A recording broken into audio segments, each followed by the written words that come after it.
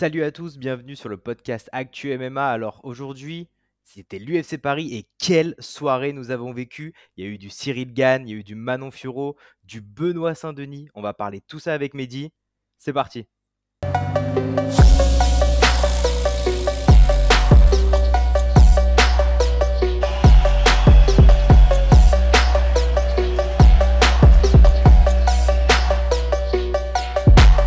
Bon alors Mehdi, question déjà très très simple. La soirée était folle, en tout cas moi pour moi la soirée était folle. Comment as-tu vécu cette soirée? Comment as-tu ressenti cette soirée, toi qui l'as couvert? Bah Anthony, écoute, je pense que tu es d'accord avec moi, mais voilà, le volume 2 de l'UFC Paris, exceptionnel, à la hauteur du premier événement, j'ai envie de dire, parce que on a eu tous les Français qui ont gagné, quasiment.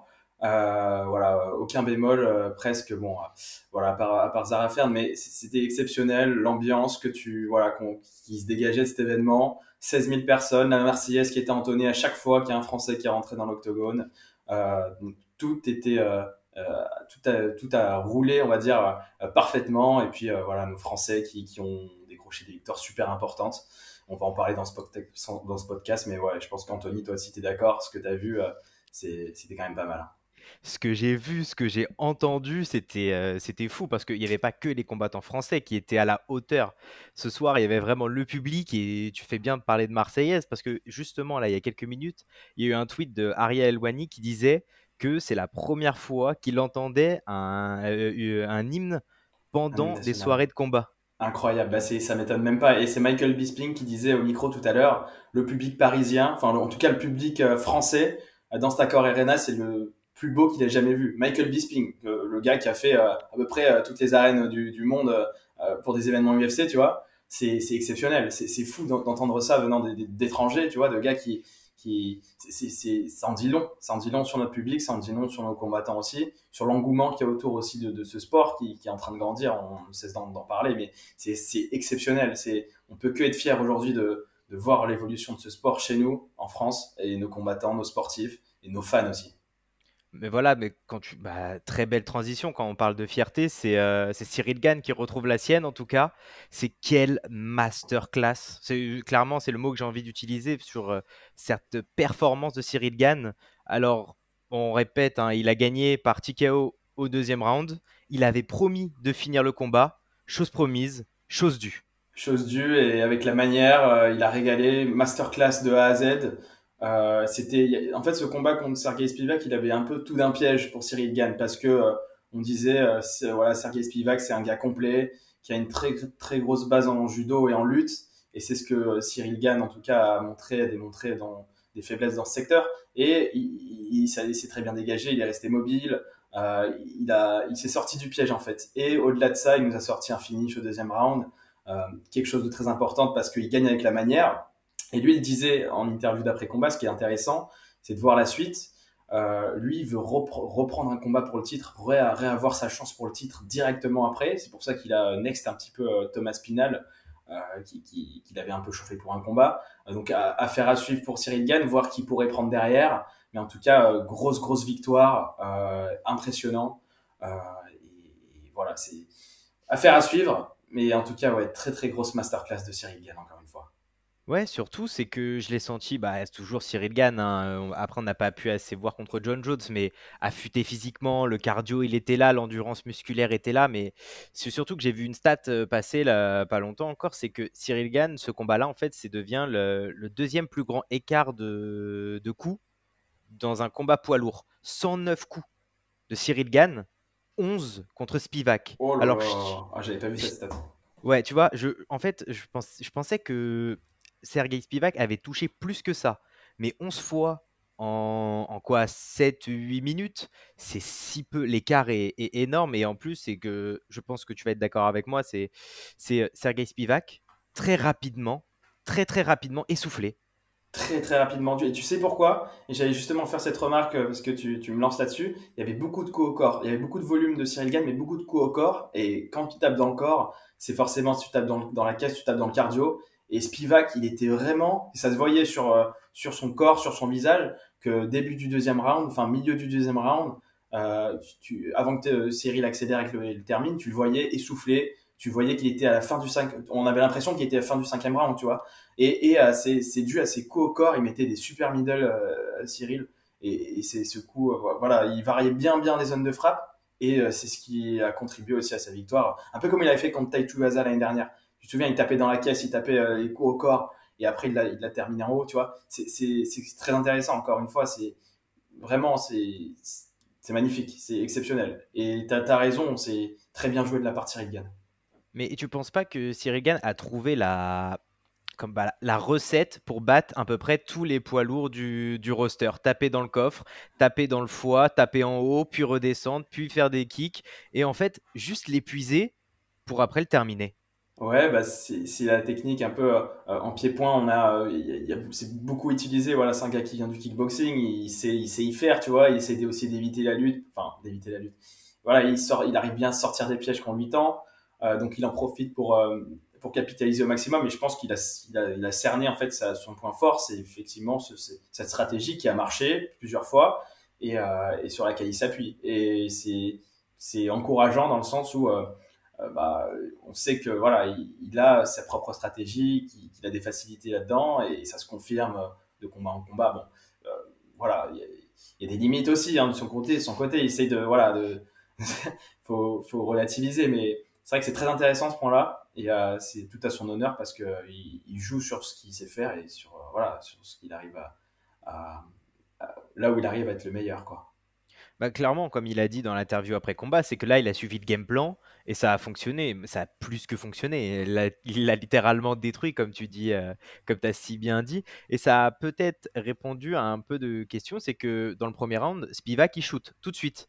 Sprawl de Cyril Gann. On ressort de la lutte. Bon, c'était pas le meilleur timing de takedown Non. qu'on puisse avoir, hein. C'est pas comme Thomas Pinal a pu shooter contre Volkov. Mais en tout cas, ça a répondu à une petite interrogation de est-ce que au moins il saura défendre la lutte de Spivak. Oui, et il a même fait mieux que ça. Il s'est relevé et sorti de clinch, coup de coude. On va retoucher le foie, on va retoucher en haut. Voilà, c'est juste le game plan. Comment battre Sergei Spivak? Cyril Gann a montré, pointe à la ligne. Et je trouve ça un peu dommage que sur la fin, petit bémol, qu'ils prennent pas Aspinal quand même. Ah, qui disent non. Bah ouais, tu sentais qu'ils ouais, ils se disaient ouais, non, je veux aller de l'avant. Ouais, je sais pas, tu vois, c'est vrai qu'il aurait pu dire vas-y, ils auraient pu faire un face à face, tu vois, dans Octogone, ça aurait été sympa. Mais est-ce que bon, Thomas Pinal après, est-ce que c'est le profil aussi pour Cyril Gann? C'est peut-être aussi un autre piège, mais à un moment donné, il faut prendre tout le monde, tu vois. Faut prendre tout le monde, faut pas se cacher. Voilà, devant, t'as Pavlovich, t'as des gars comme ça, t'as Miocic aussi qui va affronter John Jones pour le titre. Ça va peut-être se décanter, mais c'est vrai que pour le fun, il aurait pu dire, tu vois, il aurait pu répondre, mais je sais pas. C'est vrai que c'était assez surprenant. Je pensais tu vois, il aurait pu rentrer dans son jeu, tu vois, à dire, oui, bah, je prends n'importe qui, n'importe quand, tu vois.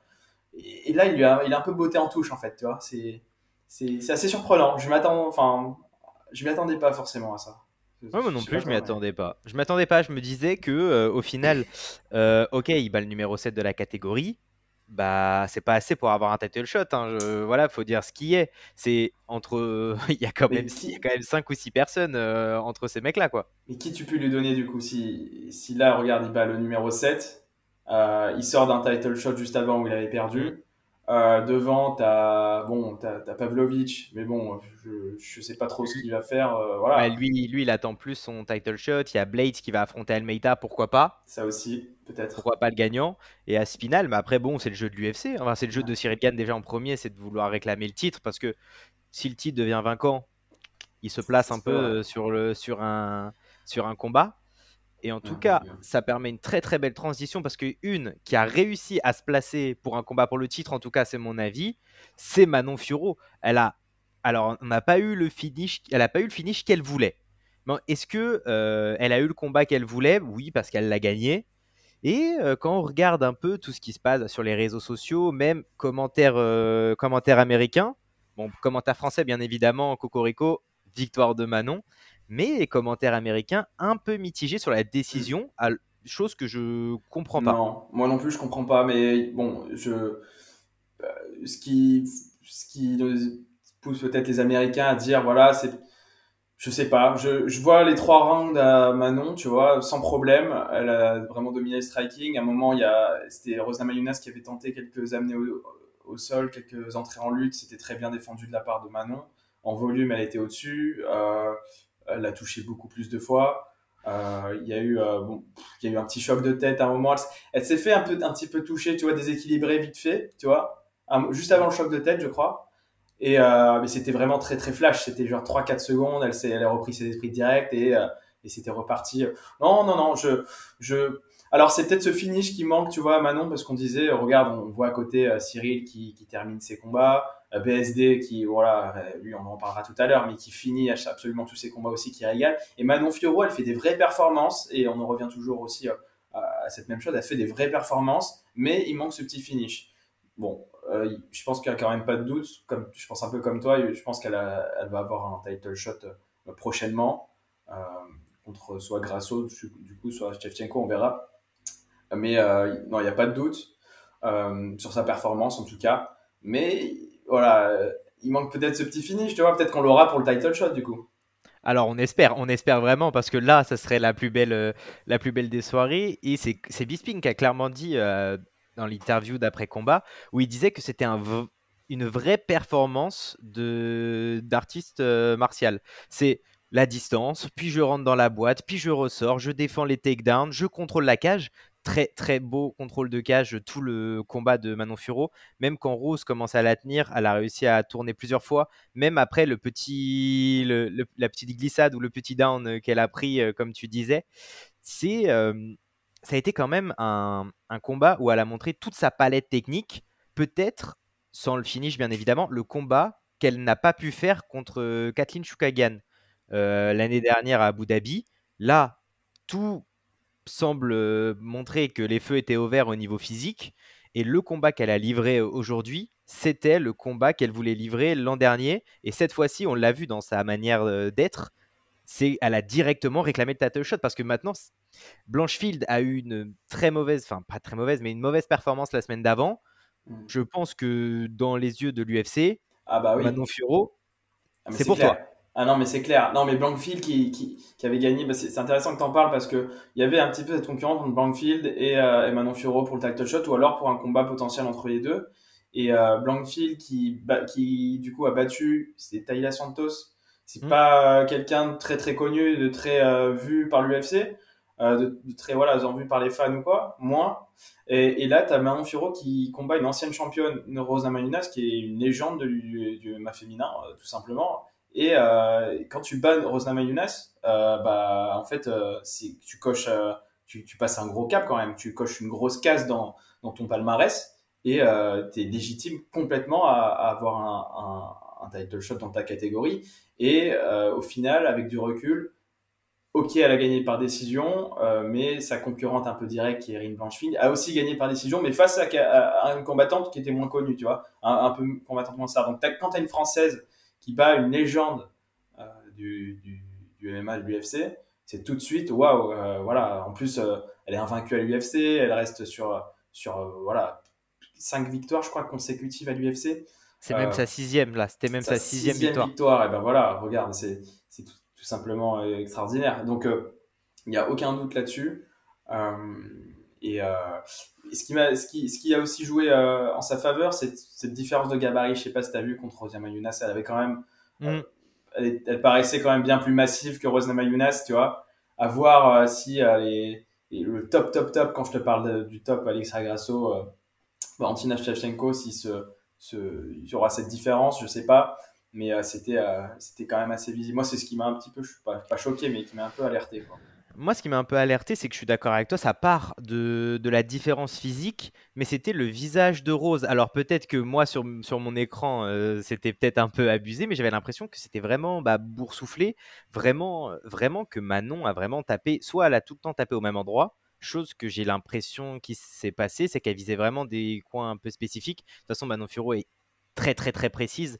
C'est que j'ai l'impression que son visage commençait vraiment à un peu gonfler, surtout au niveau autour des yeux et que je me suis dit, mais si ça continue, l'arbitre peut clairement arrêter le combat parce que là, ça commence vraiment à gonfler. J'avais un peu peur pour Rose et Namayuna, je t'avoue. Mm. Et quand j'ai vu le troisième round où Manon commençait un peu à gérer, je me suis dit, bon, ok, elle est persuadée d'avoir gagné les deux premiers rounds.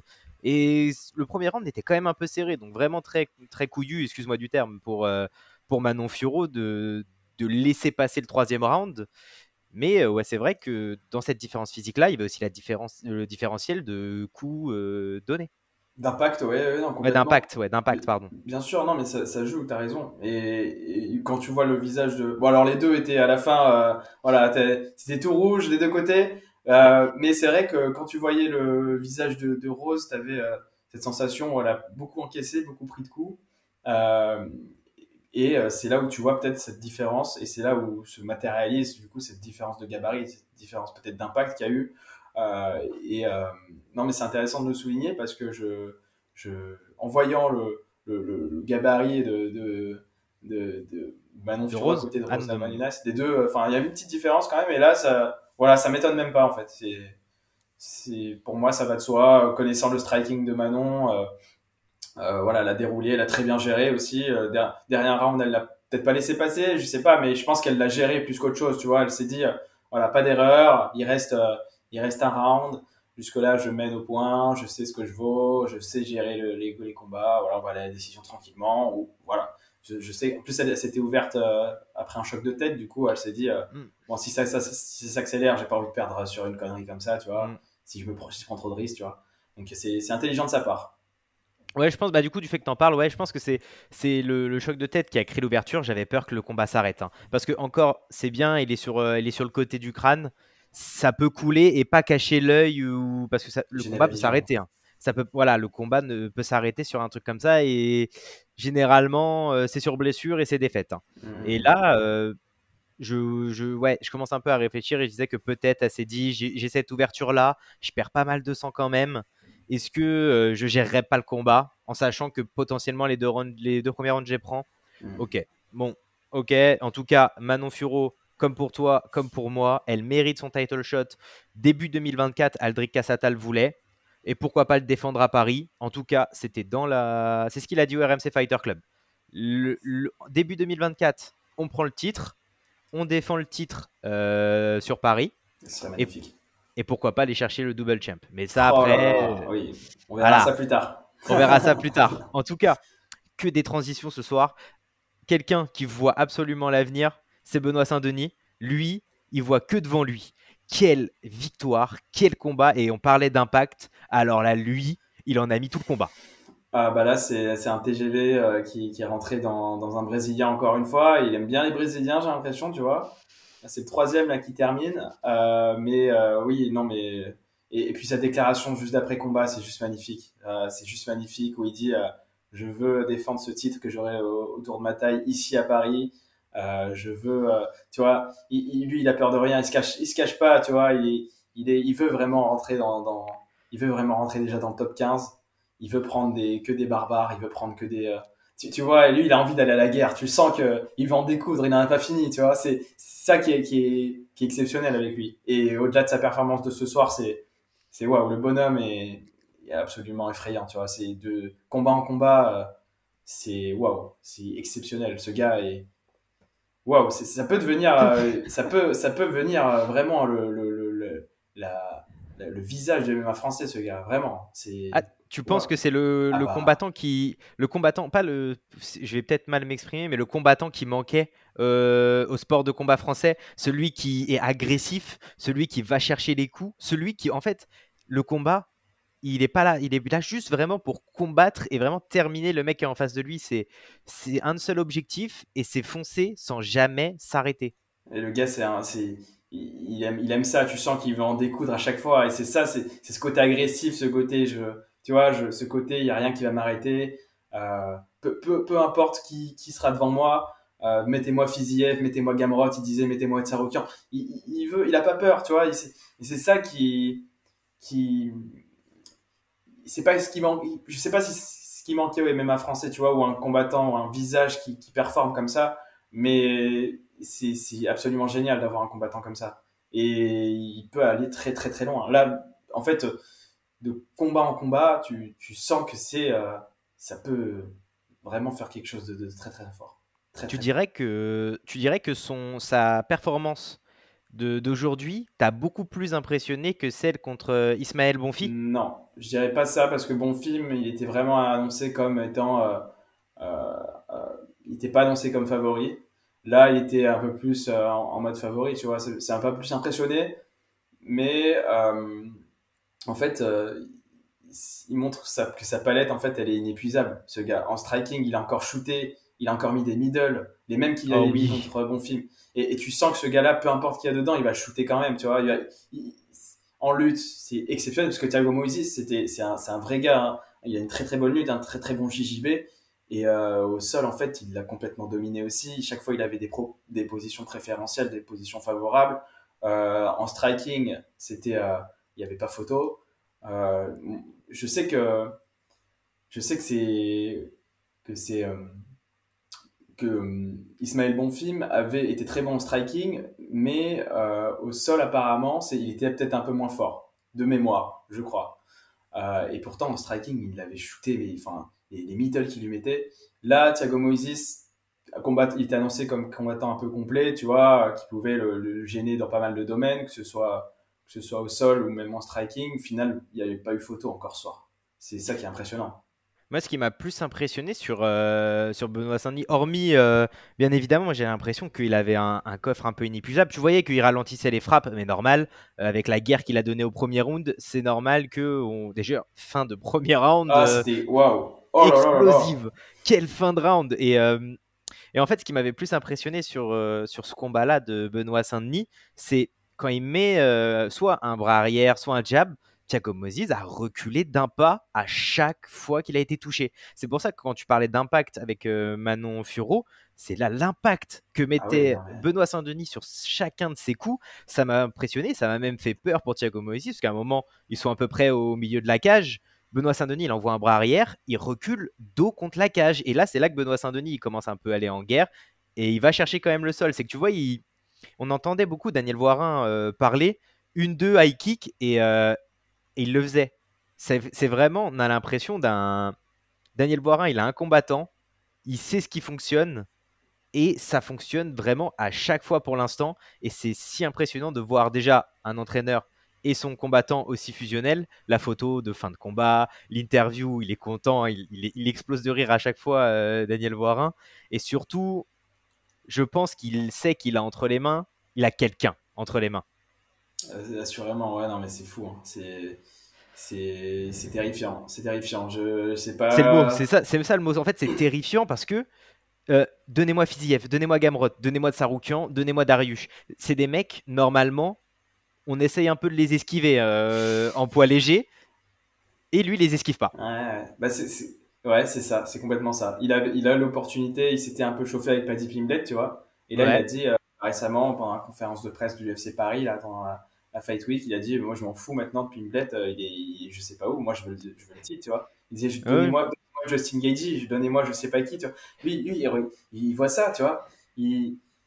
C'est fou, c'est terrifiant. Et il sait où il veut aller, c'est ça aussi qui est beau, c'est ça qui donne espoir, c'est que dans sa tête, il veut être champion, tu vois, il n'y a aucun doute. Et il n'est pas là pour voilà, prendre des combats, prendre son chèque, prendre son machin, tu vois. Là, il veut vraiment taper tout le monde, quoi. C'est fou, c'est Et terrifiant. tu penses que, bah, peut-être pas maintenant, mais au vu de son évolution, parce que on se rappelle, il y a un an, c'était le premier combat d'une carte préliminaire. Aujourd'hui, il va peut-être faire son entrée dans le top 15, ou au moins il est 16e. Est-ce Mm. que tu vois la progression de Benoît Saint-Denis? Est-ce que tu le penses que Benoît Saint-Denis, UFC Paris l'an prochain, top 5, il affronte un top 5 ou c'est le titre? Je pense qu'il peut prendre. Voilà, l'année prochaine, ça fait un peu juste pour un titre parce que tu as quand même du monde devant, pas Hmm. se te cacher. D'ici l'année prochaine, s'il y a un autre UFC à Paris, certainement, il aura combattu peut-être une fois ou deux fois. Je pense que prochain combat pour lui sera peut-être un top 15. Je vois bien un combat contre Matt Frivola qui est, je crois, 14e. Ouais, je Ou crois que c'est ça, un- ou 13, 14, mais en tout cas, il est dans le fin voilà. fond. Lui, je vois bien, tu vois, pour s'entrer dans le top 15, un combattant comme ça. Et puis, genre, avant l'été ou même en juin, tu vois, comme il avait fait là, juin, juillet. Euh, Après, Un, avoir, avoir, un avoir petit les top timings. 10. Un petit top 10, non? Un petit top 10, tu vois, du style, bah, comme il disait, Fiziev. Même, à moins que l'UFC à moins que l'UFC lui file direct, mais ça m'étonnerait qu'un UFC direct lui file un genre top, genre Fiziev, même Fiziev, je pense. Fiziev, il est 9ème, je sais pas combien il est, Je sais Fiziev. plus, je crois qu'il a un peu descendu, 7 ou Ouais, 8. En tout cas, il y a un délire où il y a un bric-à-brac entre Gamrot, Fiziev, Saroukian. ouais, Ils changent un peu de place, ces mecs-là. Bah, mais en ouais, tout cas, ça promet du lourd pour Benoît Saint-Denis. ouais. Non, mais Et ça fait, clairement, et, non, clairement, hein, c'est. et ça fait peur, ça fait peur. Dernier, je pense que c'est le dernier combat hype de la soirée. Après, on va parler parce que ça reste que des décisions ou un résultat controversé. Morgan Charrière, qu'est-ce que tu as pensé de sa performance? Je vais commencer pour Morgan Charrière. Je ne sais pas si je dirais que j'ai été impressionné parce qu'on connaît la qualité de Morgan Charrière. On sait maintenant depuis qu'il a eu des décisions un peu controversées au Cage Warrior, il en veut plus. Il veut plus de décisions. C'est moi je vais terminer. Ce qui m'a Je pensais que potentiellement il pouvait être pris un peu par l'événement. Tu sais, quand on veut réellement quelque chose et qu'on l'a, que les émotions commencent un peu à déborder. Alors, aucune entrée avec un bruit énorme. C'était sur le Twitch de. Non, c'était pas sur le Twitch de RMC, c'était le Ah premier non, c'était combat. le premier, oui, oui, oui. Premier combat de la main card. Et ça a fait clairement exploser les micros. Ma télé vibrait, je j'ai jamais vu. Il y avait Taylor Lapillus aussi qui a eu une très très grosse Ouais. hype quand il est rentré. Mais là, Morgan Charrière, la hype, et il répond avec, ben, pas comme Saladin Parnasse, mais en tout cas, le penalty au foie, chez les Français, ça fonctionne. C'est exceptionnel, c'est fou. Ce penalty, ce middle qui va direct dans le ventre, qui met KO, c'est fou. C'est vraiment, c'est fou, c'est un truc de fou. Premier UFC, premier combat UFC pour lui. Lui qui rêvait de l'UFC, qui a fait justement, il y a eu toute cette storytelling autour de son aventure, sa chaîne YouTube, son départ, voilà, dans le monde professionnel au Cage Warrior. Il rêvait d'un UFC. Le premier UFC qu'il a, c'est un UFC Paris. Il est il est dans, c'était la main card, Ouais, c'est ça. premier combat de la main card contre un gars, un Italien, tu vois, euh, qui était aussi champion dans son ancienne catégorie, je crois, dans son ancienne organisation en Italie. Enfin bref. Mais tu penses que c'était Et un petit peu un piège ou pas, cet Italien? non, non, non, non, je pense pas que c'était un piège parce que apparemment, bon, c'était un gars qui était fort en striking, cet Italien, tu vois, mais qui avait pas non plus, voilà, c'était pas non plus le gars terrifiant qui allait, qui est. Donc ils lui ont mis ce gars-là. C'était pas un piège, mais quelle performance! Il fallait faire cette performance, tu vois, il fallait la faire. Parce qu'il aurait pu dominer comme il l'a fait au Cage Warrior justement se faire surprendre à une décision, c'est ça qui lui fait peur peut-être aujourd'hui. Mais quelle performance de sa part! Il y avait peut-être aussi cette pression, tu vois, parce que devant un public français, 16 000 personnes, Accor Arena, il a souvent combattu à Londres, c'était bon, voilà, c'était au Cage Warrior, il y avait quand même moins d'ampleur. Là, il pouvait avoir une petite pression et justement, bah, ça pouvait peut-être potentiellement, il est assez jeune, tu vois, déjouer, le faire déjouer en tout cas. Justement, il est passé au-delà de cette pression, de tout ce qui pouvait l'entourer, et il s'est concentré sur sa performance, et sa performance a été absolument incroyable. Bon, voilà, premier round, KO. Qu'est-ce qu'on peut rêver de mieux, quoi? Non, mais c'est exactement ça. Et je trouve qu'il n'y a rien à rajouter sur ce que tu as dit. C'est que Morgan Charrière devait commencer comme ça. Il a commencé comme ça. Interview d'après-combat, qu'est-ce que tu veux? Écoute, là, je suis là pour tout exploser. Moi, franchement, elle m'a terminé cette interview d'après-combat parce que même, il y a beaucoup de combattants français qui regardaient le traducteur. Non, mais il n'y a pas besoin de traduire, c'est bon, je le sais. Tu sais, ils ne pensaient pas encore Ah oui, aux personnes dans Bercy. Ça m'a fumé de rire. Mais en tout cas, la confiance en soi de Morgan Charrière et de tous les combattants français hein, dans les interviews d'après-combat m'a fait chaud au cœur où je me dis, mais en final, on a des, on a des très très bons combattants et c'est super bon pour la suite parce que c'est bien, on gagne à Paris, mais tu as William Gomis, Cyril Gann, Manon qui ont déjà gagné ailleurs. oui. Maintenant, bon, même Taylor Lapillus a gagné ailleurs dans son premier run à Mhm. l'UFC. C'est que là, on peut se dire qu'il y a eu 9 combattants français, il y en a 12 normalement. C'est que là, Ah, on est sur une bonne lancée pour les Français ou pas? c'est extrêmement sérieux. Là, à un moment donné, je vais te dire, en plus, tu as deux gars qui n'ont pas combattu, Nassourdine Imavov et Fares Ziam, qui sont aussi Mhm. des combattants majeurs du MMA français. Et aujourd'hui, on avait fait le bilan l'année dernière après le premier UFC Paris, il y avait tous les Français aussi qui s'étaient imposés. Là, cette année, il y a, à l'exception de Zara Fern et de l'exception de Yanis Guémouri, parce que c'est deux Français qui se battaient, du coup, il y en a un forcément qui te fait perdre. Là, forcément, oui. Mais c'est quasiment carton plein. Et c'est ça qui est assez impressionnant. Et c'est à l'image de Morgan Charrière, c'est à l'image de tous ces gars-là. Il y a un travail phénoménal qui a été fait. Ce sont des gars extrêmement sérieux. Et c'est parfait pour nous parce que ça place vraiment le MMA français comme quelque chose de très sérieux pour concurrencer aussi les autres pays qui se proclament terre, on va dire, de sport de combat. Et c'est exceptionnel, c'est fou, c'est fabuleux pour nous. On va parler de la suite des autres combats un peu rapidement parce que voilà, on peut pas tout parler et puis le podcast peut pas durer 5 heures non plus. Bien sûr. Il y a William Gomis qui a gagné par TKO au 3e round contre Yanis Guémouri, t'en parlais justement là. Alors, arrêt prématuré ou pas du tout? Bah, c'est vrai que la décision est controversée parce que on se demande si c'est un coup au faux, un coup dans la coquille ou si c'est vraiment un middle ou c'est un middle assez bas. Sur le ralenti, bon, ça reste ça reste voilà interprétation à celui. Cédric Doumbé a réagi à ça. Il a dit c'est pas un coup dans la coquille parce que si tu prenais un coup dans la coquille, tu serais par terre, tu serais voilà pas dans cet état-là. Bon. À tort ou à raison, parce que Raison. voilà, on a tous déjà pris un coup dans ces parties-là avec ou sans coquille. C'est vrai que la douleur est très très intense et que la petite grimace, pas folle, comme Usyk a pu faire avec Dubois justement la semaine dernière. C'est vrai que cet endroit-là, faut faire attention. Est-ce qu'on a le droit de frapper au-dessus du short, en dessous du short? Est-ce que l'aine, ça compte comme la coquille?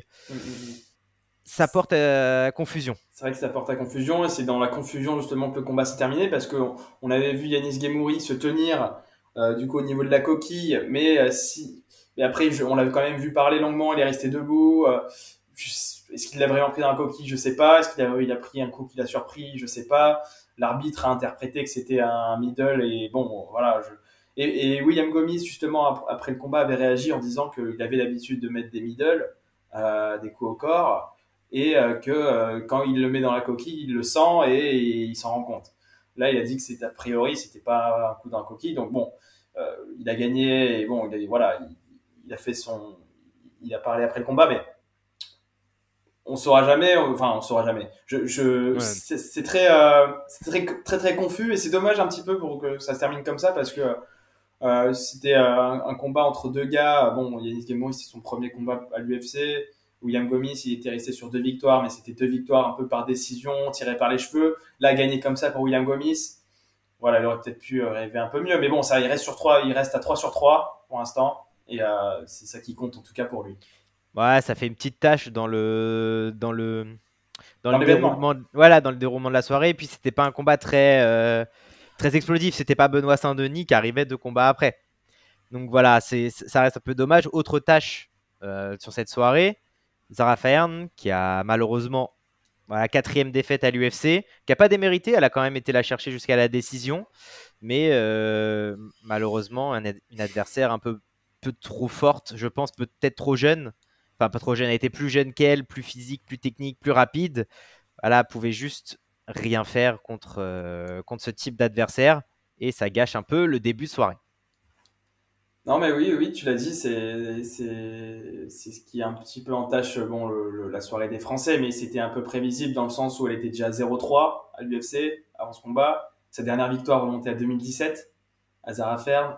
Elle restait sur des pesées ratées, elle a encore raté sa pesée cette semaine. Elle restait sur des performances voilà, où elle était critiquée. Là, elle est à 0-4. Mais c'est un petit peu le passage de témoin entre une combattante issue d'une ancienne génération, c'était la précurseur du MMA français féminin, voilà. Et là, elle passe un petit peu, voilà, elle participe à l'événement, mais elle laisse en laissant la place aux autres, tu vois. C'est ça qu'il faut le voir de ce côté-là. Mais en tout cas, voilà, c'est au-delà de ça, on retient quand même une soirée extrêmement positive pour la France. Bien sûr, un petit passage de flambeau à Nora Cornol qui elle, remporte son combat à la décision, encore un peu controversé selon nos amis américains, mais en tout cas dans la nouvelle réglementation de MMA, Elle a été plus agressive quand même. Pour moi, plus agressif, plus d'impact, plus de dégâts, bien que son adversaire la contrôle bien qu'Edwards la contrôle au Au sol sol. plus sur. Ah, il y a quand même beaucoup de contrôle au sol, c'est vrai, Oui. mais l'impact est là. Non, mais oui, non, mais c'est sûr, elle a pas démérité. Au sol, elle s'est sortie des situations un peu compliquées. Elle a montré que voilà, elle pouvait quand même se sortir du piège. Debout, elle était plus agressive, plus d'impact. Pareil, au clinch, à chaque fois, elle arrivait à renverser aussi ses situations contre la cage de temps en temps. C'était assez intéressant, tu vois. Après, c'est vrai que ça aurait pu tourner dans un autre sens, tu vois. Bon, on ne va pas te dire non plus que c'est de l'arbitrage maison parce que on est en France, mais voilà, c'est pas une victoire non plus volée. Voilà, c'est pas une Paddy Pimblett contre non plus, tu Gordon. vois. Voilà, c'est ça. Voilà, on est loin de ça quand même. Non, non, mais très bien. Je voulais juste avoir ton avis parce que voilà, on peut voir une victoire comme de côté comme de l'autre. Par chance, c'est tombé de notre côté cette fois-ci. Et puis dernier combat dernier français de la soirée, Taylor Lapillus, Taylor.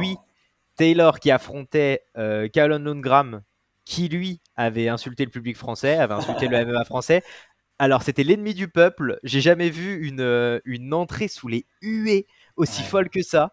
Et une anecdote très drôle, mais je pense que je peux pas le dire sur YouTube, mais quand Longran parlait, enfin quand il y avait le combat, et le public français insultait un peu la mère du combattant irlandais, il y a Michael Bisping qui dit écoutez. Et voilà, le joli chant français qu'on entend derrière. Voilà. Bref, en tout cas, très très belle masterclass de Taylor Lapillus qui a très bien utilisé son allonge incroyable pour venir à bout du champion bantamweight du Cage Warrior, le meilleur combattant d'Europe. En tout cas, pour les 61 kilos, on peut toujours dire que c'est Taylor Lapillus. Bah, c'est énorme ce qu'il a fait. Franchement, performance majuscule. 7 ans après son dernier combat à l'UFC, il était attendu au tournant. Il devait déjà combattre l'année dernière au premier UFC à Paris. Finalement, ça n'avait pas pu se faire pour lui. Et là, franchement, c'est masterclass face à un gars qui est invaincu en plus, un Irlandais, ancien champion du Cage Warrior. Il y a il y a une petite story derrière parce que ce gars-là, c'est un peu l'ennemi des fans français, comme tu le dis. Il s'est passé des trucs, il a fait des phoques à la pesée, il a insulté les Français, le MMA français.